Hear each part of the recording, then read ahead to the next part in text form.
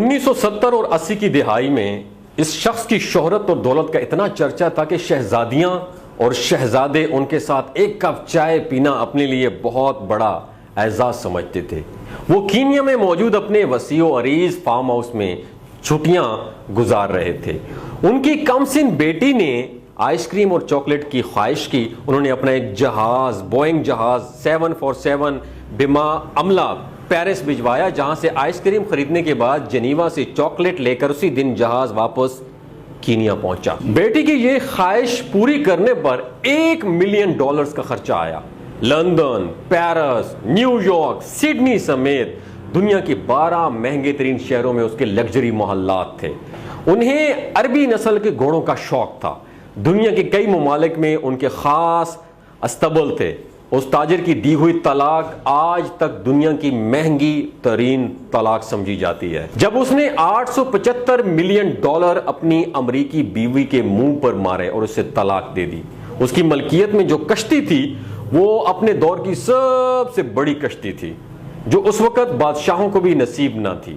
اس کشتی میں 4 ہیلی کاپٹر ہر وقت تیار رہتے، جو کہ 610 افراد پر مشتمل خدام اور عملہ بھی تھا اس کے پاس۔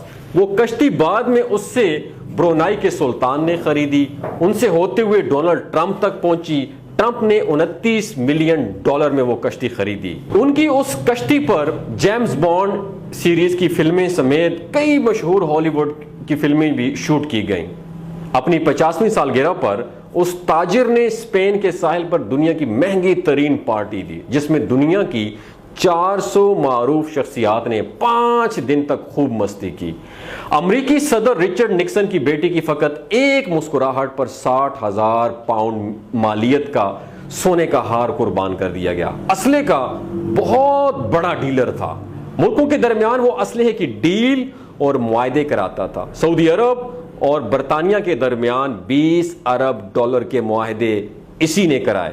شراب اور شباب دونوں ان کی کمزوری تھی۔ 4 جائز اور 8 ناجائز اس کی بیگمات تھیں۔ یتیموں پر دست شفقت رکھنا، بیواؤں کا خیال رکھنا، مسکینوں کی مدد کرنا، سیلاب اور زلزلوں میں انسانی ہمدردی کے تحت فلاحی کام، ان سب کاموں سے اسے سخت الرجی تھی۔ ان کا ایک جملہ بہت مشہور تھا کہ آدم علیہ السلام نے اپنی اولاد کی کفالت کی ذمہ داری کیا مجھے سونپ رکھی ہے؟ میں ذمہ دار نہیں ہوں۔ سن 1980 کی دہائی میں وہ $40 ارب کے اثاثوں کا مالک تھا۔ اس کے بعد کیا ہوا؟ پھر آہستہ آہستہ اللہ تعالیٰ نے اس کی رسی کھینچنی شروع کر دی۔ پھر اس کے اوپر ڈاؤن فال آنا شروع ہو گیا۔ اس کا ڈاؤن فال شروع ہوا، اربوں ڈالرز کی مالیت کے ان کے ہیرے سمندر میں ڈوب گئے۔ کاروبار میں خسارے پہ خسارہ شروع ہوا، قرضے پہ قرضہ چڑھا، سب اثاثے فروخت کر ڈالے۔ ان کے دوست احباب، ان کے چاہنے والوں سے ان سے نظریں پھیر لیں۔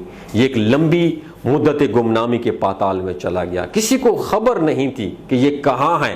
پھر ایک دن کیا ہوا، یہ لندن میں کسی سعودی تاجر کو ملا۔ ان کی حالت غیر ہو چکی تھی۔ اس تاجر سے کہا کہ وطن واپس جانا چاہتا ہوں لیکن میرے پاس کرایہ نہیں ہے۔ اس سعودی تاجر نے اکانومی کلاس کا ٹکٹ خرید کر اسے دیا اور یہ جملہ کہا، اے عدنان، اللہ تعالیٰ نے فقیروں اور غریبوں پر مال خرچ کرنے اور صدقے کا حکم دیا ہے۔ یہ لو ٹکٹ، یہ ٹکٹ میری طرف سے صدقہ ہے۔ اور یوں اپنے دور کا یہ کھرب پتی، جس کے پاس کبھی اپنے ذاتی جہاز تھے، صدقے کی ٹکٹ پر عام مسافروں کے ساتھ جہاز میں بیٹھ کر جدہ پہنچ گیا۔ اس تاجر کا نام تھا عدنان خاشقی۔ یہ عدنان خاشقی ایک عرب نژاد ترک تھا۔ اس کی پیدائش مکہ مکرمہ میں ہوئی تھی۔ ان کا والد شاہد طبیب تھا اور یہ شخص ترکی میں قتل ہونے والے صحافی جمال خاشقی کا چچا تھا۔ 2017 میں اس کا انتقال ہوا۔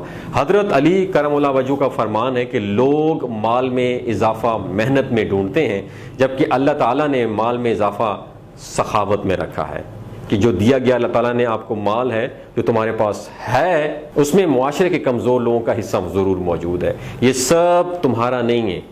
رسول اللہ صلی اللہ علیہ وآلہ وسلم نے زوال نعمت سے ہمیشہ اللہ تعالیٰ کی پناہ مانگتے تھے، اور اللہ تعالیٰ سے دعا ہے کہ ہر انسان کو عقل و سمجھ عطا فرمائے، ایسی امیری نہ دے جو کہ تکبر کی بلندیوں پر پہنچا دے، اور ایسی مفلسی نہ دے جو کہ مایوسیوں کی پستیوں میں انسان کو گرا دے۔ دوستو، اس کہانی سے آپ نے کیا سیکھا؟ اپنا ایکسپیرینس ضرور شیئر کیجیے گا۔